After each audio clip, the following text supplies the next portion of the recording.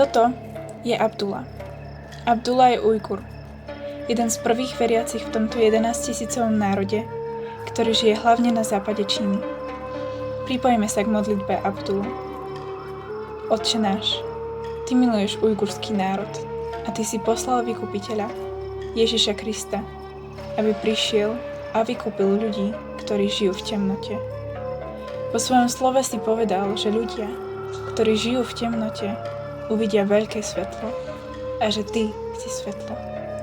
Pane, Ty si počul volanie Ujgurov, ktorí sú prenasledovaní a ktorí žijú v temnote, v zúfalstve a bolesti, ale Ty si Boh lásky. Ty si neodvrátil svoj zrak od bolesti svojho ľudu. Ty si ten, ktorý vidí a ktorý prichádza na pomoc. Ty pomáhaš tým, ktorí sa zatúlali a Ty zachraňuješ. Modlíme sa, aby si uzdravil odmietnutie, nenávisť a mocnosti, ktoré stoja v ceste Tvojej lásky v životoch Ujgurov. Daj im srdcia naplnené Tvojou láskou, aby sa pokorili pred Tebou, Bože, a aby sa obratili celými svojimi srdciami k Tebe, a tak Ty uzdravíš ich krajinu. Modlíme sa, aby sa zastavilo krvi prelievanie a aby si ich obmyl krvou Tvojho Syna, Pána Ježiša, tak, aby prijali Tvoju pravdu, Tvoju lásku a Tvoje kráľovstvo. Modlíme sa, aby Tvoje kráľovstvo prišlo s mocou k Ujgurom. Modlíme sa za tých kresťanov, ktorých uväznili, aby sa otvorili dvere väznice a aby oni mohli zvestovať Tvoju dobrú správu.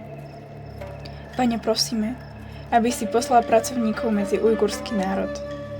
Vyšli čínskych kresťanov, aby priniesli dobrú správu Ujgurom a priniesli im Kristovu lásku, aby takto boli Ujguri zmierení s Tebou cez krv Ježiša Krista.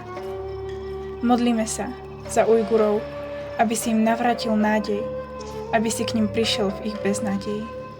Hovor k nim v snoch a víziách a vylej svojho Svätého Ducha, aby mohli zažiť Tvoje objatie a Tvoju lásku. Pane, modlíme sa, nezabudni na tento ľud a tak ako si spomenul na svoj ľud v Egypte, spomen si takto aj na ujgurský národ. V mene Ježiša Krista. Amen.